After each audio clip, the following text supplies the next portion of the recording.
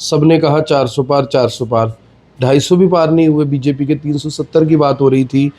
और यूपी से जो झटका लगा है, यूपी में जो डेंट पड़ा है, हमने ये देखा कि जो किसान थे वो काफ़ी नाराज़ हुए आपसे। आप ही की रोड बिरादरी के काफ़ी लोग नाराज़ हुए आपसे। आपने भी वो कमेंट्स देखे होंगे, लोगों के फ़ोन भी आए होंगे आपके पास। यानी कि बड़ा झटका लगा। अयोध्या में चुनाव हार गए, खबरें आ रही है 35 लाख करोड़ रुपए का जो निवेश है वो अयोध्या में किया गया था, बावजूद इसके वहां से चुनाव क्यों हारी बीजेपी? एफर्ट पूरा लगाया, जोर पूरा लगाया, पर ये देखना सरकार का काम है। यूपी में तो नारा ये था, जो राम को लाए हैं हम उनको लाएंगे, लेकिन भगवान राम ने तो ये बता दिया कि भैया तुम मुझे नहीं लेके आए, मैं तुम सबको लेकर आया हूँ, तुमने मेरे पीछे पीछे चलना है। टीडीपी तो शुरू से मुस्लिम आरक्षण का पक्ष लेती आई है, और आज टीडीपी के जो चंद्रबाबू नायडू उन्होंने सीधे तौर पर कहा है कि हम मुस्लिम आरक्षण को आंध्र प्रदेश में खत्म नहीं करेंगे। और आपकी पार्टी का तो ये वादा रहा है कि हम मुस्लिम आरक्षण को खत्म करेंगे। तो दाल गलेगी कैसे, केमिस्ट्री कैसे बैठेगी दोनों के बीच में? आर्मी में आप अग्निवीर का समर्थन कर रहे हैं, तो राजनीति में अग्निवीर का समर्थन क्यों नहीं करते? क्यों नहीं कहते कि ये जो सांसद है, विधायक है, ये भी 2-2 साल के लिए आए, इनकी भी पेंशनें बंद हों, इनको भी पैसा नहीं मिलना चाहिए? अग्निवीर में जो आएगा, अगर उसकी मौत हो जाती है, ना उसके परिवार को कोई नौकरी मिलेगी, ना उसके परिवार को कोई पैसा मिलेगा, जैसे रूटीन में आर्मी पर्सनल को मिलता है। और यहाँ पे कोई बंदा 6 महीने के लिए MP MLA बन जाए, मिनिस्टर बन जाए, उसको पैसों से यानी कि तोल दिया जाता है। तो राजनीति में अग्निवीर क्यों नहीं होने चाहिए? 9.5 साल में जो ठीक काम था वही किया है। नमस्कार, मैं हूं आकर्षण उपल और इस समय आप ये सीधी तस्वीरें देख रहे हैं IBN 24 पर। दिल्ली में हलचल बहुत तेज है, क्योंकि केंद्र सरकार बननी है। प्रधानमंत्री नरेंद्र मोदी ने शपथ लेनी है। 9 तारीख आ रही है कि 9 जून को प्रधानमंत्री नरेंद्र मोदी तीसरे प्रधानमंत्री के तौर पर शपथ ले सकते हैं। लेकिन सबसे बड़ी दिक्कत, उलझन ये है कि अब वो विपक्ष के निशाने पर है। निशाने पर इस वजह से है क्योंकि जिन साथियों के साथ एनडीए की सरकार बनने जा रही है, वो साथी किसी न किसी समय पर बीजेपी के घोर विरोधी रहे हैं। क्योंकि मैं बात कर रहा हूं जेडीयू की नीतीश कुमार की, जो बिहार के मुख्यमंत्री हैं, और टीडीपी के चंद्रबाबू नायडू की, जो आंध्र प्रदेश के मुख्यमंत्री की शपथ कुछ ही दिन में लेने वाले हैं। लेकिन इससे पहले हमारे साथ मौजूद है राजेंद्र आर्या दादुपुर, जिन्होंने हाल ही में बीजेपी ज्वाइन की थी, और बीजेपी ज्वाइन करने के बाद मुख्यमंत्री नायब सिंह सैनी, जो करनाल से उपचुनाव लड़ रहे थे, वो चुनाव जीत गए हैं। सबसे पहली प्रतिक्रिया, चुनाव जीत गए हैं नायब सिंह सैनी और मनोहर लाल खट्टर, क्या लग रहा है आपको? आपके आने का कुछ फर्क पड़ा? जी, सबसे पहले तो नायब सिंह जी को और मनोहर लाल जी को चुनाव जीतने की बहुत बहुत शुभकामनाएं। फ़र्क देखिए, फ़र्क हर कार्यकर्ता का पड़ता है, और जितना कार्यकर्ता का फ़र्क पड़ता है, मुझे लगता है मेरा भी फ़र्क पड़ा होगा उतना। क्योंकि आप तो खुद चुनाव लड़ रहे थे। हाँ, बिल्कुल चुनाव लड़ रहा था, और एक माहौल बनता है। और मुझे सहयोग करने का माननीय मनोहर लाल जी का और नायब सिंह सैनी जी का मौका मिला। ये मैं अपना तो राजेंद्र जी, आपके आने का फायदा क्या हुआ? आपको भी वोट तो पड़े ही हैं। मैंने देखा कि 156 के आसपास कुछ वोट मिले थे, तो 156 वोट अगर नायब सिंह सैनी जी को चले जाते तो कुछ और फायदा होता। देखिए, मैंने 6 तारीख को नॉमिनेशन किया था, और 22 तारीख को मुझे भारतीय जनता पार्टी नायब सिंह सैनी जी ने ज्वाइन करवाई, और 25 का चुनाव था। जब मैंने 22 को ज्वाइन किया और 25 का चुनाव था, तो समय काफ़ी कम था। बहुत से साथी ऐसे हैं जिन तक मैसेज हम नहीं पहुंचा पाए किन्हीं कारणवश, और कुछ लोगों तक जब ये मैसेज नहीं पहुंचा, तो उसके बावजूद 214 के करीब वोट पड़ी हैं। और मैंने भारतीय जनता पार्टी ज्वाइन करने के बाद मैंने कोई किसी से अपने लिए कोई वोट नहीं मांगा। मैंने जो भी वोट मांगा वो माननीय मनोहर लाल जी के लिए और नायब सिंह सैनी जी के लिए वोट मांग रहे हैं। तो राजेंद्र जी, जब आप लास्ट टाइम आए थे मेरे पास, मैंने आपका इंटरव्यू किया था, उस इंटरव्यू के बाद हमने ये देखा कि जो किसान थे वो काफ़ी नाराज़ हुए आपसे। आप ही की रोड बिरादरी के काफ़ी लोग नाराज़ हुए आपसे। आपने भी वो कमेंट्स देखे होंगे, लोगों के फ़ोन भी आए होंगे आपके पास। तो कैसे आपने उनको बताया, समझाया? किसान तो बहुत नाराज़ हुए आपसे कि आपने किसानों के लिए काफ़ी कुछ कहा और बीजेपी की भक्ति में लग गए। देखिए, मेरा जो भाजपा को चुनाव में, करनाल विधानसभा में और लोकसभा चुनाव में जो समर्थन करने का और भाजपा ज्वाइन करने का जो मैंने फैसला लिया है, वो जो मेरे साथ जितने भी किसान वर्ग के जितने भी साथी थे या किसान संगठनों के जितने साथी थे, वो उनके सुझाव के अनुसार ही उनसे राय मशवरा करके ही और पूरे हरियाणा के और पूरे देश के किसानों का लंबे समय तक हित सुरक्षित करने के लिए, ताकि भविष्य में किसान की जान माल का नुकसान न हो और किसान का जो विकास का जो बैकलॉग है वो भी पूरा हो सके और किसान के वारे न्यारे हो सके। उस हित को देखते हुए मैंने ये फैसला लिया है। राजेंद्र जी, जो स्थिति बनी है, आप भी उस दिन बोलकर गए थे 400 पार 400 पार, सबने कहा 400 पार 400 पार, 250 भी पार नहीं हुए, बीजेपी के 370 की बात हो रही थी। और यूपी से जो झटका लगा है, यूपी में जो डेंट पड़ा है, मेरे को लगता है कि उससे तो सबको बहुत यानी कि बड़ा झटका लगा। और अयोध्या में चुनाव हार गए, खबरें आ रही है 35 लाख करोड़ रुपए का जो निवेश है वो अयोध्या में किया गया था, बावजूद इसके वहां से चुनाव क्यों हारी बीजेपी? देखिए, पिछले कार्यकाल में नरेंद्र मोदी जी ने, और आपने यूपी का जिक्र किया, देखो बहुत नरेंद्र मोदी जी ने भी बहुत काम किया है। उत्तर प्रदेश में जो माननीय योगी जी हैं, जो उन्होंने जो गुड गवर्नेंस दी, जो लॉ एंड ऑर्डर जो उन्होंने मेंटेन किया, या अयोध्या में मोदी जी ने श्री राम मंदिर में प्राण प्रतिष्ठा की, ये तो सारे के सारे काम बहुत बड़े काम हैं। कि धारा 370 का काम हो, बहुत बड़े ऐसे काम हैं जो बहुप्रतीक्षित काम रहे हैं। सरकार की इसमें एफर्ट पूरा लगाया, जोर पूरा लगाया, पर ये देखना सरकार का काम है भी किस तरीके से पार्टी के स्तर पे या सरकार के स्तर पे कमियां रही कुछ, क्या क्या सरकार आगे सुधार और किस दिशा में कमियां रही कुछ वहां पे। देखिए, काम करने की, सिर्फ काम करने की और सुधार की और विकास की गुंजाइश जो है वो हर जगह रहती है। अब नरेंद्र मोदी जी ने जैसे पहले कार्यकाल में बहुत काम किए, दूसरे कार्यकाल में बहुत काम किए, अब भी वैसे बहुत से काम है तीसरे कार्यकाल में नरेंद्र मोदी जी करेंगे। कुछ ऐसी बातें जहां तक मैं मानता हूं, जब कोई आप पूरी दिल की इच्छा से देश के लिए, समाज के लिए काम करने का बीड़ा उठाते हो, तो रास्ते में बाधाएं आती हैं और आपको डिरेल करने के षड्यंत्र और साजिशें होती हैं। जिस तरीके से अमृतपाल को पंजाब के लोगों ने सांसद बनाया, जेल में बंद है, अब्दुल रशीद को बारामूला से सांसद बनाया, और अब्दुल रशीद पर टेरर फंडिंग के कितने मामले हैं। और पिछला जो चुनाव था, बाई इलेक्शन था संगरूर से, सिमरनजीत सिंह मान को, ऐसे आदमी को चुनाव जिताया था जिन्होंने खुले तौर पर मीडिया के सामने शहीद आजम भगत सिंह को आतंकवादी कह दिया। मेरे सवाल पे कहा था वो। हाँ, आपके सवाल पे मैंने, याद है मुझे, कहा था, इसलिए मैंने जिक्र किया।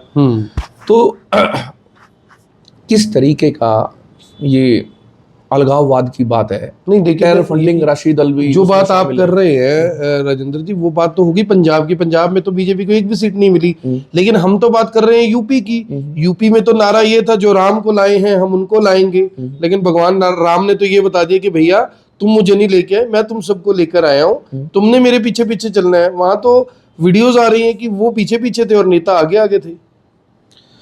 देखिए, माननीय नरेंद्र मोदी जी ने, योगी आदित्यनाथ जी ने गुड गवर्नेंस में और लॉ एंड ऑर्डर में किसी तरीके की कोई कमी नहीं रखी। हार क्यों गए फिर? अयोध्या क्यों हार गए? ये तो 4000 वोट मिले अयोध्या में सिर्फ बीजेपी को। इस बात का मंथन पार्टी में चल रहा है और पार्टी प्लेटफॉर्म पे जल्द ही देशवासियों को और उत्तर प्रदेश वासियों को सारे बातों से अवगत पार्टी कराएगी, और यूपी इकाई करवाएगी और सेंट्रल इकाई करवाएगी। और हरियाणा में गुड गवर्नेंस थी। आपने उस दिन कहा कि जो मनोहर लाल खट्टर है वो लौह पुरुष है हरियाणा के, मुझे याद है आपने ये बयान दिया था, और एक नेता के तौर पे आपने ये बयान दिया, तो उसमें कोई बुराई नहीं है। लेकिन 5 सीटें यहाँ भी हार गए, और दावा ये भी किया जा रहा है कि जो बाकी 5 सीटें जीते वो भी मोदी के नाम से जीते हैं, और 4 महीने बाद, 5 महीने बाद विधानसभा चुनाव है। तो इसका मतलब कहीं ना कहीं अब गड़बड़ होनी तय है। बीजेपी सरकार जा रही है हरियाणा से।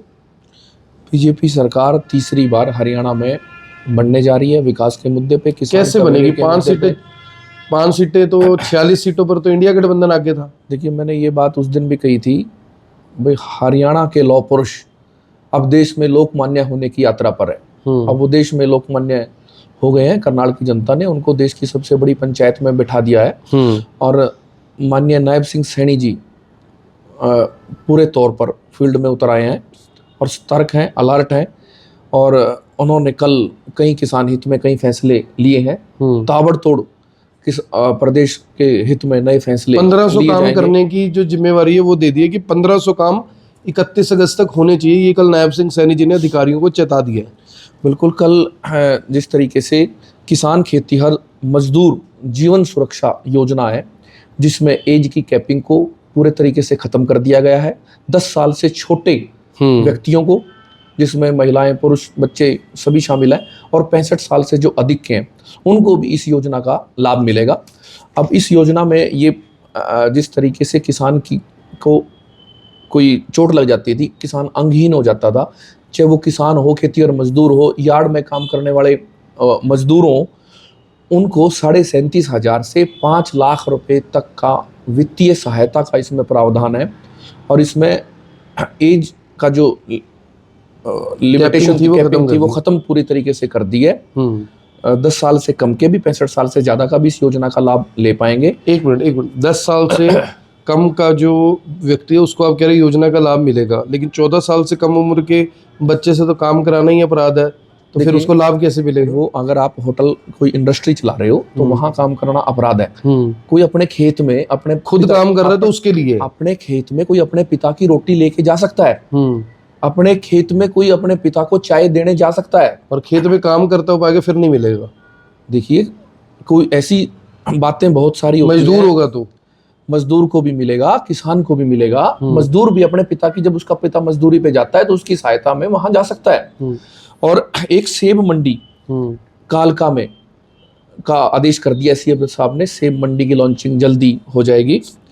और कई ऐसे जो काम है, जो 5 क्रम तक के रास्ते जो भी पक्के नहीं हुए हैं हरियाणा में, उनको पक्का करने का एक प्रोजेक्ट बनाने की तैयारी है और सभी को पक्का किया जाएगा पूरे हरियाणा में, जो खेतों के 5 क्रम तक के रास्ते हैं, जो कच्चे रास्ते हैं। राजेंद्र जी, जो अब केंद्र में सरकार बनने जा रही है, ये तो तय है कि नरेंद्र मोदी प्रधानमंत्री बन रहे हैं, तीसरी बार बन रहे हैं, बीजेपी सबसे बड़ी पार्टी बनी है, इसमें भी कोई डाउट नहीं है।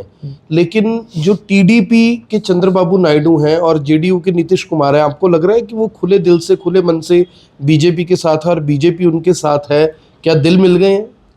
देखिए, 1998 में एनडीए अलायंस बना था और चंद्रबाबू नायडू पहले भी एनडीए अलायंस में रहे हैं। और मोदी जी की जो विश्वसनीयता है वो सभी एनडीए के घटक दलों में बराबर की विश्वसनीयता है। और मोदी जी का जो technical know how, political advocacy, event management, social engineering, और मोदी जी एक बहुत बड़े नेता हैं और उन पे हर घटक दल और हर सांसद उन पे विश्वास करता है और उनके साथ काम करना चाहता है और उनके साथ काम करके उनकी जो 2047 तक विकसित भारत की यात्रा में है उसमें सहभागी बनना चाहता है। अब कुछ लोग जो ये कह रहे हैं भी सीटें कम आई हैं, मैं उनकी आंखें ये खोलना चाहता हूँ। 240 सीटें ज़्यादा होती हैं या 99 सीटें ज़्यादा होती हैं? बीजेपी की तो 240 सीटें आई हैं, कांग्रेस की 99 सीट्स आई हैं। कांग्रेस के साथ कोई भी सहयोगी दल काम करने के लिए राजी नहीं है। मनमोहन सिंह, लोग जानते हैं किस तरीके से 2 टर्म मनमोहन सिंह जी प्रधानमंत्री रहे और किस तरीके से एक चाहे वो यूपीए था उस टाइम, उसकी क्रेडिबिलिटी डाउन गई और दुनिया में भी देश का जो लोहा नरेंद्र मोदी जी ने मनवाया है उस मुकाबले में पहले की सरकारें जो हैं वो कहीं काम नहीं कर पाई थी। हाँ, माननीय अटल बिहारी जी एक बहुत बड़े नेता साबित हुए थे और सबको साथ, जिस तरीके से अटल बिहारी जी साथ लेकर चले, नरेंद्र मोदी जी भी सभी घटक दलों को साथ लेकर और आर्थिक सुधारों का और कृषि सुधारों का और चहुमुखी विकास का और पूरे देश की जनता के वारे नारे करने का काम जरूर करेंगे। आपको पता है कि जो टीडीपी के अध्यक्ष हैं, आंध्र प्रदेश के जो मुख्यमंत्री बनने जा रहे हैं चंद्रबाबू नायडू, जो इस समय एनडीए का एक इम्पोर्टेंट घटक दल है, उन्होंने नरेंद्र मोदी को टेररिस्ट कहा था। पता है आपको इस बारे में? देखिए, मैं 2019 में मैं किसान कमेरे और खाप वर्ग से, खाप और तपों से मैं संबंध रखता हूँ। बाली के ऊपर बाण किसने चलाया था? आप अपने मुंह से बताओ, किसने चलाया था बाली के ऊपर बाण? श्री राम जी ने चलाया था। और प्राण त्यागने से पहले बाली जी ने अंगद को ये कहा था भाई जीवन पर्यंत श्री राम जी के चरणों में रह के इनकी सेवा करनी है। हम हिंदुस्तान के लोग जब कोई फैसला कर लेते हैं, अपने बुजुर्गों में विश्वास रखते हैं, तो बाली जी के कहने से जिस तरीके से अंगद ने जीवन पर्यंत श्री राम जी की सेवा करी थी, जब एक समझौता हो जाता है, सामाजिक तौर पर, पंचायती तौर पर समझौता हो जाता है, फिर अपने आराध्य के साथ, अपने नेता के साथ देश के विकास में लग जाया जाता है। ये हमारी परंपरा है। एक बयान सुनिए। माताओं बहनों के इतने भयंकर अपमान के खिलाफ एक शब्द बोलने के लिए तैयार नहीं हुआ। जो माताओं बहनों के प्रति ये दृष्टिकोण रखते हैं, वो कभी आपका भला कर सकते हैं? माताएं बहनें, वे आपका भला कर सकते हैं? पूरी ताकत से बताइए, कर सकते हैं? वो आपकी इज्जत बचा सकते हैं? वो आपका सम्मान कर सकते हैं? वो आपका गौरव कर सकते हैं? कैसा दुर्भाग्य आया है देश का! कितने नीचे गिरोगे और दुनिया में देश की बेइज्जती करा रहे हो। जो आपने अभी अभी सुना, ये नीतीश कुमार के लिए प्रधानमंत्री नरेंद्र मोदी ने दिया था। मोदी जी कह रहे हैं कि कितना देश को गिराओगे, कितनी देश की इज्जत उछालोगे, महिलाओं का सम्मान जिन्होंने नहीं किया, इनको सत्ता में बने रहने का हक नहीं है। आपका मतलब ये है कि भी जो महिलाओं का सम्मान नहीं करता, जो देश की इज्जत को उछाल रहा है, उससे समझौता हो गया तो ये सब कुछ भूल जाएंगे आप?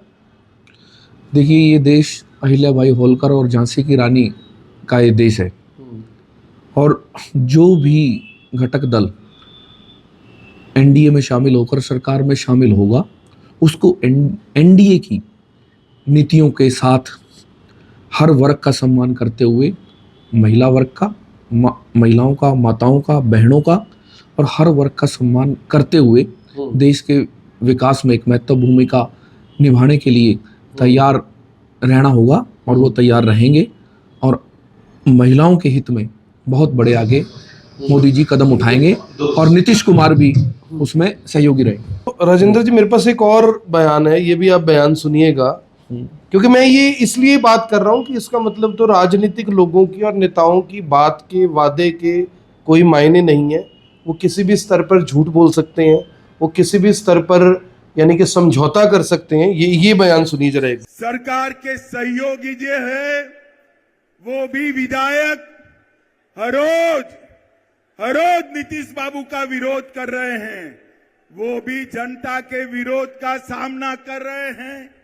इनके आधे एमपी भाजपा के दरवाजे खटखटा रहे हैं, और मैं एक बात स्पष्ट कर देता हूं, किसी के मन में ये संशय हो कि चुनाव के परिणामों के बाद नीतीश बाबू को फिर से भाजपा एनडीए में लेगी, तो मैं बिहार की जनता को स्पष्ट कह देना चाहता हूं, और लल्लन बाबू को भी स्पष्ट कहना चाहता हूं, आप लोगों के लिए भाजपा के दरवाजे हमेशा के लिए बंद हो चुके हैं। दरवाजे जो बंद होते हैं राजेंद्र आर्या जी, ये खुलने के लिए बंद होते हैं, लोगों को बहकाने के लिए बंद होते हैं, बहलाने के लिए बंद होते हैं। इसका मतलब तो ये है कि कल को राहुल गांधी भी अगर आ जाए तो बीजेपी के दरवाजे सोनिया गांधी, राहुल गांधी के लिए भी खुले हुए हैं।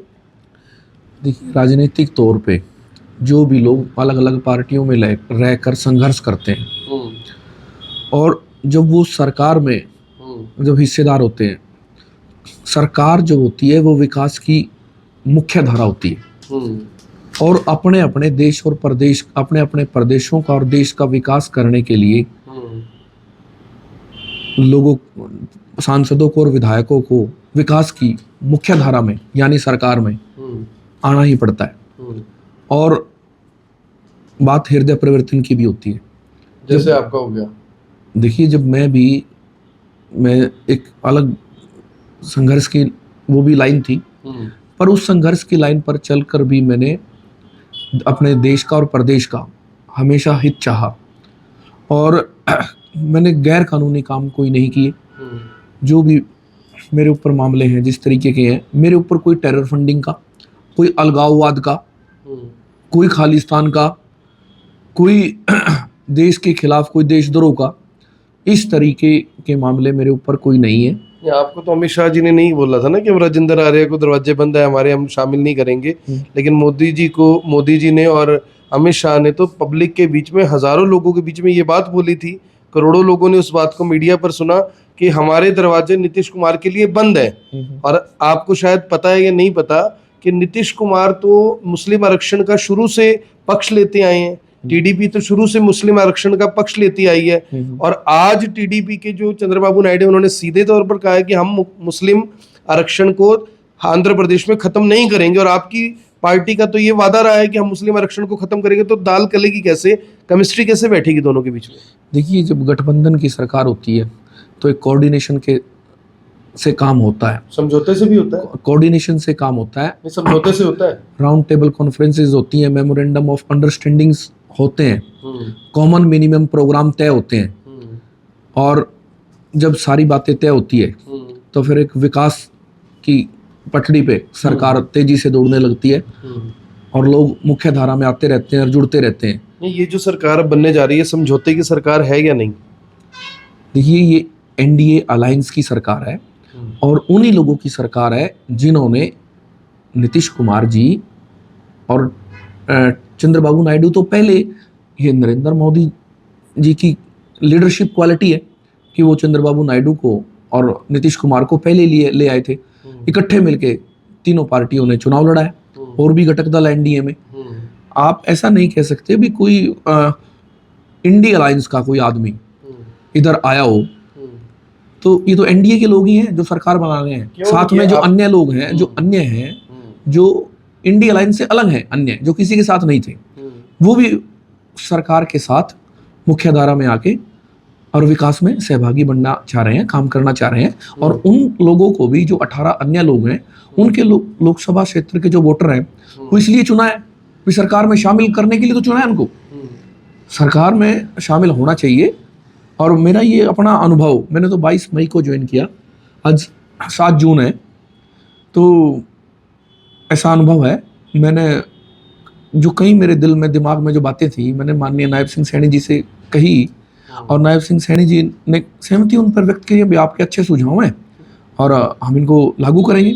अग्निवीर जो योजना है, आप उसका समर्थन करते हैं? जो अग्निवीर योजना है, 4 साल के लिए आर्मी में भर्ती होना, समर्थन करते हैं उसका? देखिए, मैं मैनेजमेंट प्रोफेशनल रहा हूँ और मुझे बखूबी इस बात का पता है, यंग ब्लड की बहुत ज़्यादा हर काम में ज़रूरत पड़ती है, नौजवानों की ज़रूरत पड़ती है। और ख़ास तौर पे वो एक बड़ा मसला है जब देश की सीमाओं पे जब काम करना है, बहुत बड़ा मसला है वो। आपने यूक्रेन का हाल देखा है, जेलेंस्की ने किस तरीके से देश को अपने बर्बाद कर दिया। डिफेंस के जितने मैटर हैं, मैं उस मामले में अग्निवीर योजना जो केंद्र सरकार लेके आई है उसका समर्थन करता हूँ। और दूसरी भर्तियां बंद नहीं हुई हैं और भर्तियां भी तो हुई है ना, हुई नहीं पिछले 3 साल में? तो देखिए, डिफेंस का जो मैटर है, उस मैटर को हम छोटा मैटर कतई नहीं आंक सकते। सबसे बड़ा मामला है सुरक्षा का, और सुरक्षा के मामले में जो सेना को, डिफेंस के तीनों विंगों को जो मोदी साहब ने जो एम्पावर किया है, जो ताकत दी है, जो इक्विपमेंट्स दिए हैं, जो टेक्नोलॉजी के साथ लबालब कर दिया है, उससे हर हिंदुस्तानी का सीना चौड़ा हो गया है। मुझे एक बात बताइए राजेंद्र जी, अगर आर्मी में आप अग्निवीर का समर्थन कर रहे हैं तो राजनीति में अग्निवीर का समर्थन क्यों नहीं करते? क्यों नहीं कहते कि ये जो सांसद है, विधायक है, ये भी 2-2 साल के लिए आए, इनकी भी पेंशनें बंद हों, इनको भी पैसा नहीं मिलना चाहिए? अग्निवीर में जो आएगा, अगर उसकी मौत हो जाती है, ना उसके परिवार को कोई नौकरी मिलेगी, ना उसके परिवार को कोई पैसा मिलेगा जैसे रूटीन में आर्मी पर्सनल को मिलता है। और यहाँ पे कोई बंदा 6 महीने के लिए MP MLA बन जाए, मिनिस्टर बन जाए, उसको पैसों से यानी कि तोल दिया जाता है। तो राजनीति में अग्निवीर क्यों नहीं होने चाहिए? उत्तर प्रदेश सहित कई सरकारों ने हर अग्निवीर जो रिटायर होता है उसको प्रदेश में नौकरी देने के लिए पूरी तरीके से आश्वस्त किया है। हरियाणा सरकार भी उसमें पीछे नहीं है। वो तो उसमें रिजर्वेशन दिया ना। हाँ, दिया है, अपॉर्चुनिटीज दी हैं। एक सिस्टम होता है देखो हर तरीके का, और एक पारदर्शी सिस्टम बनाकर ही जो काबिल लोग हैं, जो पहले भाई भतीजावाद का शिकार हो जाते थे, उनको एक अपॉर्चुनिटी देने का काम किया है। और मैं माननीय मनोहर लाल जी को लौह पुरुष मैंने इसलिए कहा है, 9.5 साल में जो ठीक काम था वही किया है। कोई भी ब्यूरोक्रेट या कोई ठेकेदार या कोई और आदमी मनोहर लाल जी को ब्लैकमेल नहीं कर पाया है, कोई गन पॉइंट पे कोई काम नहीं करवा पाया है। काम जो करे हैं वो देश और प्रदेश हित में, हरियाणा एक हरियाणवी हित, हरियाणवी एक के नारे को जिस तरीके से चरितार्थ किया है। पहले क्या होता था, किस तरीके से, मैंने पिछले मुख्यमंत्री भी देखे हैं, जिस तरीके से जो वो पिछली सरकारों के, खासतौर पे कांग्रेस सरकारों में जब मुख्यमंत्री बन जाते थे, रॉबर्ट वाड्रा को जिस तरीके से पैसे, या गांधी परिवार को जो पैसे पहुंचते थे, और ब्यूरो अंदर क्यों नहीं किया? जांच जारी है उसमें, 10 साल से जांच प्रोसेस होता है, सरकार किसी की भी हो। और खासतौर पे मोदी जी तो जुडिशरी में भी उनका एक विजन है भी पारदर्शिता पूरी होनी चाहिए। फिर अगर 10 साल से रॉबर्ट वाड्रा तो अंदर गया नहीं, अरविंद केजरीवाल कैसे चला गया 2 ही साल के अंदर? जो झारखंड के मुख्यमंत्री थे सोरेन, वो कैसे अंदर चले गए? उनका प्रोसेस कैसे पूरा हो गया? ये जो जांच एजेंसियां हैं ये इंडिपेंडेंट है पूरे तरीके से, और जो जुडिशरी सिस्टम है वो भी इंडिपेंडेंट है। जिस तरीके की जो मामले की जो संगीनता होती है, जो गहनता होती है, उस पर डिसीजन लिया जाता है। अब मैं 20 साल के संघर्ष के बाद, मेरे ऊपर भी बहुत मुकदमे हुए, मेरा पासपोर्ट कैंसिल करने तक की सिफारिश होगी, और मैंने ये भी ऑब्जर्व किया हरियाणा की जो एजेंसियां हैं वो पूरे तरीके से मतलब एक्टिव हैं, पूरे निष्पक्ष हैं। हाँ, निष्पक्ष हैं पूरे तरीके से। और आपके साथ भी कुछ गलत नहीं किया? देखिए, कार्रवाई जो एजेंसियां हैं, वो जो आदमी जिस तरीके की एक्टिविटी करता है, वो कोई आदमी जैसा एक्शन करता है उस पर रिएक्शन होता है, एक जांच होती है। पर मुझे कभी भाजपा सरकार में 9.5 साल मनोहर जी रहे, कोई ऐसी थ्रेट नहीं थी, कोई ऐसा ये नहीं था भाई हम आपको परिवार को या किसी तरीके से कोई नुकसान पहुंचा देंगे, कोई मतलब अनएथिकल कोई बात नहीं थी। आपको लग रहा है कि सरकार पूरे 5 साल चलेगी या बीच में कुछ दिक्कत आ सकती है? देखिए, सरकार पूरे 5 साल चलेगी, और अग्रिम बधाई मैं माननीय प्रधानमंत्री जी को देता हूँ। और हरियाणा में भी जिस तरीके से कल, जिस तरीके 6 जून को शपथ ग्रहण समारोह, विधानसभा जो अध्यक्ष हैं उन्होंने नायब सिंह सैनी जी को 6 जून को शपथ दिलवाई है। 6 जून का इतिहास में एक अपना बहुत बड़ा महत्व है। ठीक 350 साल पहले 6 जून 1674 को रायगढ़ के किले में वीर शिवाजी महाराज जी का राज्याभिषेक हुआ था 6 जून को 1674 में, और उसी दिन उनको छत्रपति की उपाधि से नवाजा गया, और उसी दिन हिंदवी स्वराज की स्थापना हुई थी। तो 6 जून 2024 को हरियाणा को भी अपना छत्रपति मिल चुका है। और जिस दिन माननीय मनोहर लाल जी का शपथ ग्रहण हुआ था 2014 में, वो दीपावली के दिन, विजयदशमी के दिन हुआ था, जिस दिन श्री रामचंद्र जी का राज्याभिषेक हुआ था। तो श्री रामचंद्र जी की नीतियों में राम राज की आस्था रखते हुए माननीय मनोहर लाल जी 9.5 साल CM रहे। तो 6 जून को शिवाजी राज्याभिषेक के दिन नायब सिंह सैनी जी का जो शपथ ग्रहण समारोह हुआ है, नायब सिंह सैनी जी, अब जनरल इलेक्शन होगा, उसके बाद मुख्यमंत्री दोबारा बनेंगे और लंबे समय तक प्रदेश के लोगों की सेवा करेंगे।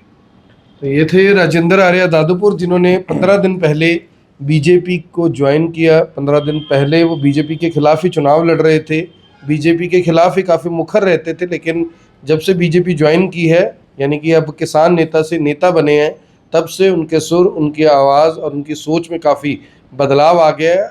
हमने वो तमाम सवाल पूछे जो उनसे पूछने चाहिए थे, उन्होंने वो तमाम जवाब देने चाहिए थे, जो राजनीतिक तौर पर उनको देने चाहिए थे। मेरी आप सभी लोगों से अपील, जो भी लोग इस वीडियो को देख रहे हैं इसे साथ के साथ जरूर शेयर करें। आप देख रहे हैं IPN 24, मैं हूं आकर्षण उप्पल करनाल से, आप सभी के साथ लाइव। धन्यवाद।